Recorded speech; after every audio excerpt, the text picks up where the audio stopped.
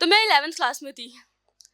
तो उस वक्त मैंने लिखा था कि अब तो तुम्हारा इंतज़ार भी नहीं रहता, अब तुमसे बात करने की इच्छा भी नहीं होती। एक वक्त था जब तड़प जाती थी तुम्हारी आवाज़ के लिए। एक वक्त था जब तड़प जाती थी तुम्हारी आवाज़ के लिए, तुम्हारी एक झलक के लिए। अब तुम बगल से भी गुजर जाओ तो फ़र्क नहीं पड़ता। Thank you, thank you, thank you. और उसके बाद से एक स्टोरी शुरू हुई थी कि हाँ, इधर भी लाइकिंग सी, उधर भी लाइकिंग सी, कुछ चीज़ें हुई और फिर वो सब कुछ ख़त्म हो गया। ज़्यादा इसको और मैं एक्सप्लेन नहीं करना चाहती हूँ। बस लिखा था कि कभी एक दूसरे से हम कहा करते थे, वो जो 4 महीने का हनीमून पीरियड होता है स्टार्टिंग का, कि वहाँ सब एक दूसरे को बहुत पसंद करते हैं, लाइक सारे वादे करते हैं कि हाँ अब यहाँ से मतलब तुम ही मेरे अगले 7 बरस के जीवन साथी बन गए हो, जो कि एक्चुअली में 4 महीने के बाद नहीं चलता है, ख़त्म हो जाता है। क्योंकि तब उसकी हाँ, फीलिंग्स ख़त्म हो जाती है, तब उसे कुछ और नया चाहिए होता है। तब मैंने लिखा था कि कभी एक दूसरे से हम कहा करते थे जुदा नहीं होंगे, देखो ना आज कितनी दूर आ गए। I mean 5 years been along. फिर हम कहा करते थे तुम्हारे बिन जी नहीं पाएंगे, अलग हुए तो सांसें थम जाएंगी, हम मर जाएंगे। पर देखो ना हम आज भी जिंदा हैं, तुम दूसरे शहर में हो, मैं दूसरे शहर में हूँ। जुटला दिए वो वादे, सब झूठा सा हो गया। क्योंकि स्टार्टिंग में इतनी कस्में, इतने वादे होते हैं कि बस सब कुछ वही नज़र आ रहा होता है, उसके अलावा कुछ दिखता ही नहीं है। तो जुटला दिए वो वादे, सब झूठा सा हो गया, मिट रहे हैं वो जज्बात, सब धुंधला सा हो गया। पर एक क्वेश्चन रहता है पूछने का, क्योंकि किसी भी रिलेशनशिप में 2 इंसान होते हैं तो एक का ज़्यादा होता है और एक का कम होता है। और जो जिसका बहुत ज़्यादा होता है वो इस तरीके से उस इंसान के लिए बेचैन पागल हो जाता है कि बस मुझे यही चाहिए, इसके अलावा कुछ भी नहीं चाहिए। I was in my 11th class. उस वक्त वो इंसान मेरे लिए इतना ज़रूरी था कि मैं क्लास 10th की टॉपर थी और क्लास 11th में आके मेरा थर्ड आ गया, हाँ थर्ड ग्रेड आ गया, मैं उसमें आ गई। मैंने कहा ये क्या। फिर प्रिंसिपल ने मेरे को खुद बुलाया कि बेटा व्हाट यू आर डूइंग। अब वो कौन था तो मैं वो कहानी नहीं बता सकती क्योंकि वो बहुत ही डिफरेंट था।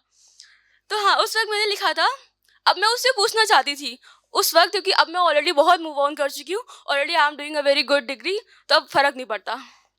तो मैंने लिखा था, पर तन्हाई में कभी याद आती है क्या, वो लम्हे यादों के रूप में तुम्हें परेशान करते तो होंगे ना, वो पल जो कभी साथ में बिताए थे तुम्हारी आंखों में आज भी तैरते हैं क्या। माना कि अपनी जुबान पर मेरा नाम नहीं लेते होगे, हो सकता है तुम्हारी शादी हो गई हो या मम्मी का डर हो या नई गर्लफ्रेंड बन गई हो, पर बातों में कभी जिक्र होता है क्या। कितना उलझा हुआ रिश्ता था हमारा, हम साथ होकर भी साथ नहीं थे। तुम्हारे पास वक्त की कमी थी और मेरा वक्त तुम बिन कटता ही नहीं था। बहुत फॉर ग्रांटेड लिया था ना तुमने मुझे, तुम कितना नाराज हुए और मैंने मना लिया। तुम दूर जाने की बात करते थे, मैं और करीब आ जाती थी। तुम मुझसे दूर जा रहे थे, मैं पहले से भी ज्यादा और पास आ रही थी। तुम्हारी हर नब्ज से वाकिफ थी मैं, तुम्हारी हर नब्ज से वाकिफ थी मैं, तुम्हारी नजरें पढ़ना सीख लिया था। तुम्हारी बेरुखी मुझसे साफ साफ कह रही थी, यू वॉन्टेड समथिंग न्यू। फिर भी मैं अपना रिश्ता बचाए जा रही थी, बिकॉज मैं तो पागल थी ना उसके लिए। Thank you. मैंने हर बार तुम्हें माफ किया था बिकॉज मैंने प्यार किया था। इस बार नाराज मैं तुमसे हो गई। उम्मीद थी तुम मुझे मना लोगे, पर तुम्हें तो अपनी गलती कभी नजर ही नहीं आई।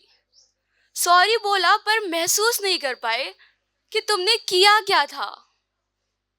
वो ऑलरेडी किसी रिलेशनशिप में था और मेरे को भी साथ में पटाया जा रहा था। चूतिया। हाँ, उसको मेरे को बहुत बात पता चला कि भाई ये क्या सीन चल रहा है।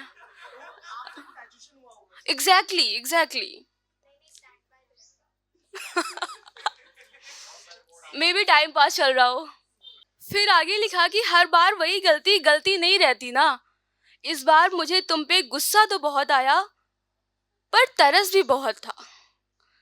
पर नाराज नहीं थी मैं तुमसे, पर तुमने तो अकेले ही सब कुछ खत्म करने का फैसला कर लिया। बहुत नाजुक था रिश्ता हमारा, देखो ना पल भर में टूट गया।